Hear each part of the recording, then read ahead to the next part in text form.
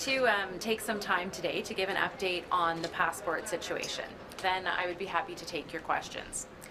First, I think it is important to recognize that for decades, the process of applying for and receiving a passport in Canada was one of the most seamless and predictable government services there was.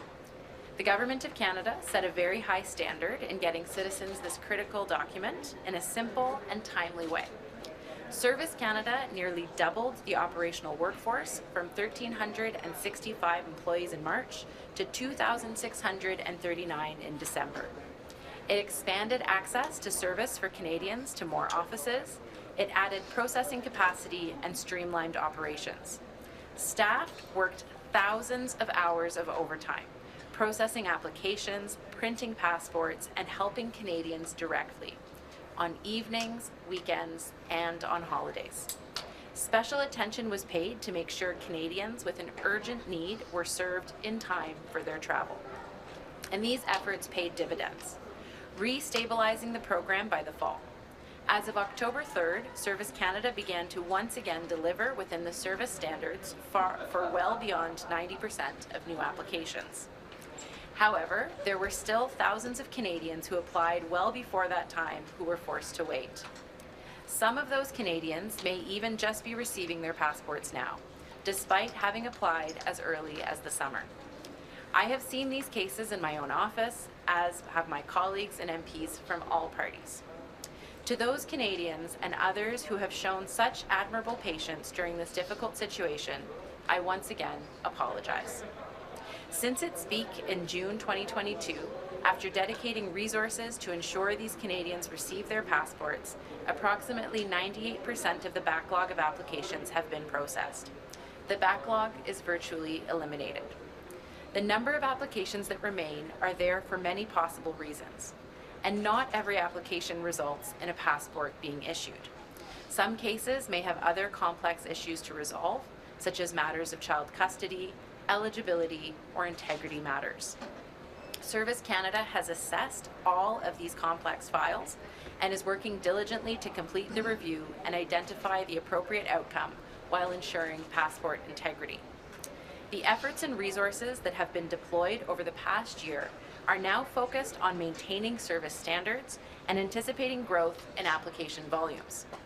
The first wave of passports with 10-year validity were issued in July of 2013. Service Canada is now well positioned to handle the 2023 influx of renewals and beyond. As was the case prior to the pandemic, there are going to be seasonal peaks, which might mean there are lineups at offices sometimes. With March break and summer quickly approaching, there is no time like the present to apply, so our Service Canada staff can serve you as quickly as possible and help get you on your way to your destination. Well, look, what I would say is that when we were going through the pandemic, everything changed. Right? We knew that we were going to be opening up again. We knew that Canadians would want to travel, but that happened very quickly, and we saw a huge influx of demand. And what I would say is that I've had the opportunity to travel right across this country. I've been to dozens of Service Canada offices and spoken with dozens and hundreds of employees who work on the front lines. And what I have come to see for each and every one of them is their commitment to service and their desire to help Canadians. And so if there's something that I have seen across this country is that those frontline Service Canada officers have done everything they can to respond to Canadians in a difficult and challenging time, and have worked so hard to make sure that Canadians can access their passport and go traveling.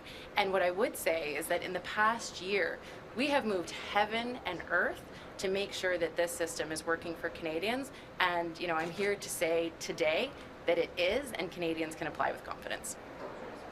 Amy Rabson from the Canadian Press. I'm wondering how long these extra staffers will have to be there. Is this going to be a permanent thing, or when that's going to ramp down? And if you could give us an idea of what the extra costs have been to manage this over the last 6 months. So, first of all, the passport program runs on a dedicated fund because it kind of pays for itself through the fees for passports. So it's not something that really draws on the fiscal framework. So we haven't had to ask for additional resources because we have the revolving fund for passports. These additional staff are there for the foreseeable future, because we have increased demand. So, for example, we're on track to deliver just over 3, maybe 3.5 million passports by the end of this fiscal year. That's well over double what we would have done in the previous year. And for the next couple of years, we're looking at between 3 and 5 million passport applications for the next couple of years. So we know that we need to have this increased capacity based on kind of those natural cycles of when passport applications are made. And as I mentioned in my remarks, this July is the first year of the 10-year renewal. So we know that there's going to be an increased demand. One of the things that I will say, though, is unlike what happened in the spring and summer of last year, we're anticipating more renewals. One of the big differences for last spring and summer is that we had about 80 to 85% of applications were for new passports, so first-time passport holders, which are more complex, whereas what we're anticipating, particularly for this summer, is a higher level of renewals, and those are much simpler to do.